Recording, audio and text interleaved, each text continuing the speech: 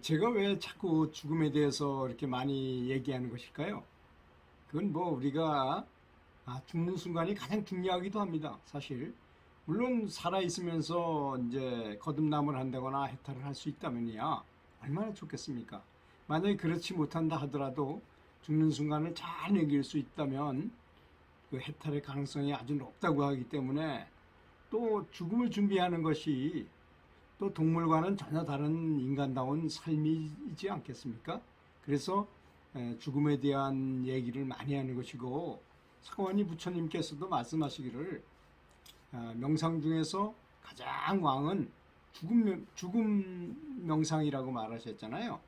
그건 마치 모든 동물의 발자국 중에 왕은 코끼리 발자국인 것처럼 그렇게 크고 중요하다 이거죠. 그래서 이제 죽을 때 나타나는 세 가지 마음 상태가 있는데요. 그걸 좀 알게 되면 그걸 이렇게 예상을 해보면서 우리가 어떻게 공부해야 될지를 잘 알게 될 것 같아서 한번 말씀드려 보겠습니다. 이 세 가지 단계가 있어요. 명료심의, 자체애위, 불명료심이라는 게 있습니다. 명료심은 뭐 정신이 있는 걸 말하는 거. 자체애위는 자기만 사랑하는 상태. 세 번째는 불명료심이라 그랬으니까 이건 뭐 필름이 딱 끊어진 상태를 말하는 거겠죠.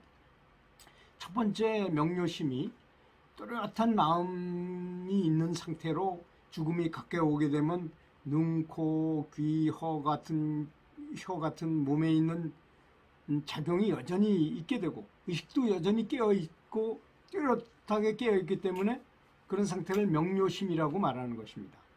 그러나 이때 곧 사망에 이르게 되면서 4대 오온이 흩어지기 시작하기 때문에 몸과 마음은 아주 극심한 고통을 받게 되겠죠, 아무래도. 그리고 아주 분명하게 자신이 곧 죽게 된다는 사실을 알기 때문에 이제 처자식을 두고 가야 되고 이 집안의 재산과 또 사랑하던 많은 알고 지내던 친구들과 지인들과 이렇게 또 내가 죽으려는데 주변에 와서 이렇게 보는 사람들을 보고 차마 헤어질 수 없는 아주 큰 고통을 느끼게 된다고 합니다. 아마 그럴 것 같지 않습니까? 또 두 번째는 자체의 상태라고 말하는데 자기 몸만 생각하는 상태가 된다는 거야. 이제 첫 단계에 아주 온갖 극심한 고통에 시달리다가 이때가 되면 몸과 마음이 더 허약해지는 거예요. 더 이제 악화되는 거죠. 눈과 귀, 입 생각은 이미 작용을 일으키지 못하고 이때는 뭐 이 제6식의 미세한 생각만이 존재하게 되는 상태가 됩니다. 그러면 뭐 급하면 남 누구 생각할 사이가 어디 있습니까? 자기 몸 발등에 불이 떨어졌는데 그 자기 몸에 대한 자기 목숨에 대한 아끼는 마음만 남기 때문에 이걸 자체의 이 상태라고 말하는 것입니다. 이런 마음이 갈 때 우리는 어떻게 해야 될까요?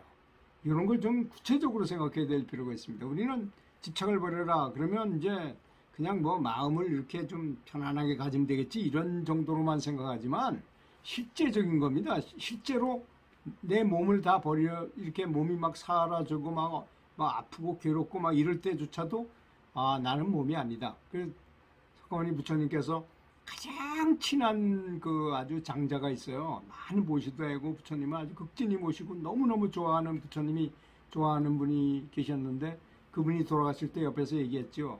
나는 이 몸이 아니다. 나는 뭐 이런 것도 아니고 저런 것도 아니고 아무것도 아니다. 뭐 이러면서 자기 자성부를 기억하도록 이렇게 말씀해 주신 적이 있잖아요.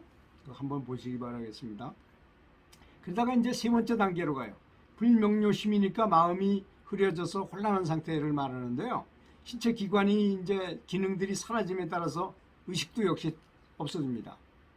의식 작용이 없으면 윤회 환생을 좌우하는 아뢰아식, 이제 그 아뢰아식이 떠오르게 돼서 왕이 없는 나라처럼 되어서 가장 강력한 생각이 나를 지배하게 되는 것입니다.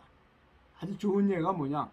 아주 빚을 엄청나게 진 사람이 그 부도를 맞으면 빚쟁이들이 다 몰려오는데 그 중에서도 가장 큰 빚쟁이가 이제 왕노릇을 하게 돼가지고 일을 처리하게 되잖아요. 그 사람이 이제 그런 거하고 비슷하다고 합니다. 보통 사람들은 죽을 때 모두 이와 같이 앞에서 말한 세 단계 중 어느 단계에 처해 있든 막론하고 모두 아주 극심한 괴로움과 두려움이 생기겠죠. 그런 놀라고 당황하여 아주 허둥지둥하게 된다는 것입니다. 무엇을 후회하겠습니까, 여러분? 이럴 때 예전에 항상 명예를 위하고 나만의 이익을 위하고 가정을 위하고 사업을 위해서 살기만 했을 뿐이고 여태껏 자기의 이렇게 중요한 생사대사에 대해서 고민하지 않았고 공부하지 않았다는 것. 그리고 과거의 선행을 실천하고 공덕을 쌓지 않았으며 수행해서 이런 생사대사를 위해 준비하지 않았던 것을 아주 크게 후회하면서 땅을 치고 격동 같은 눈물을 흘리면서 아주 큰 후회를 하게 된다고 합니다. 그리고 놀라고 두렵다는 것은 도대체 어떻게 해야 하는 건지, 무엇을 어떻게 해야 되는지, 어디로 어떻게 갈 것인지를 몰라서 두려운 것입니다. 이때가. 사람이 이때가 되면 자신의 뜻대로 할 수 없잖아요. 이제 필름도 끊어지고 막 그런 상태에 오기 때문에. 이른바 전도된 현상이 나타나게 된다는 것입니다. 평상시에 조용히 했는데 뭐 폭력적으로 변한다거나 악한 생각이 들기도 하고 삿된 견해가 생기기도 하며 미련이 생기기도 하고 난폭해지기도 하고 부부간에 애정이 생겨나기도 하는데 이때 원수졌던 그 무리들 있잖아요. 죽어갈 때 이럴 때 아주 약할 때 기회를 노려서 이 사람이 해탈하지 못하도록 또는 극락왕생하지 못하도록 기회를 노리고 와서 방해해가지고 원수를 갚으려고 한다는 겁니다. 그래서 더욱더 바른 생각을 잃게 만드는 거예요. 정신이 흐리게 만드는 것입니다. 자, 여지껏 말한 건 이런 상태가 보통 사람들이 겪는 죽음의 경계인데 그럼 염불하는 사람은 어떻게 했느냐 이거죠. 염불하는 사람들은 앞에 말한 그 명료심이 있죠. 아직 정신도 멀쩡하고 이렇게 의식이 다 있는데도 계속 염불을 하게 되면 이런 상황이 이 상태에서 더 이상 진전이 안 되고 이 상태에서 내가 늘 부르던 아미타불께서 극락 삼성과 극락 성중들을 대동하고 그 사람을 영접하러 오기 때문인 것입니다. 이때 이제 바로 여기서 반야용선에 태워서 바로 극락으로 보내기 때문이죠. 그래서 이제 죽을 때 부처님을 봤다고 막 소리 지르는 사람들이 있어요. 연불 오래 하신 분들 중에서. 그래서 그 실제로 영접해서 오는 부처님을 봤기 때문에 말하는 거거든요. 그런 경우가 많죠. 연불하는 사람도 비록 죽음의 고통은 있지만 아주 경미하다는 것입니다. 왜냐하면 아까 말씀드린 대로 아미타불과 여러 보살들이 내용이 있어가지고 부처님이 광명으로 쭉 비춰주시고 부처님의 힘으로 보살펴 주시기 때문에 마음이 아까 뭐 악한 사람 되고 삿된 생각도 하게 되고 막 그런데 그렇게 되지 않는다는 거죠. 마음의 창난을 일으키지 않으면서 명료심에서 아주 기쁜 행복한 마음으로 반야용선에 올라서 바로 극락으로 왕생할 수 있다는 것입니다. 얼마나 좋은 죽음 준비 방법이겠습니까, 여러분? 반드시 근데 이제 보통 노는 입에 염불한다고 그래서 습관이라는 걸 말하는 거예요. 습관.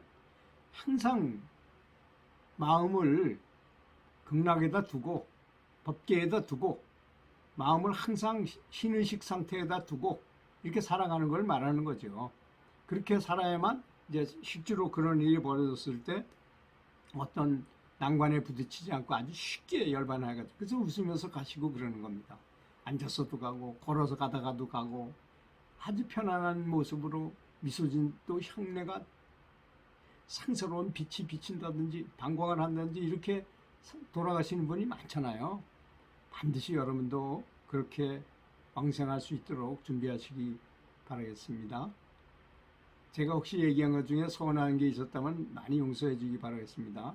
감사합니다.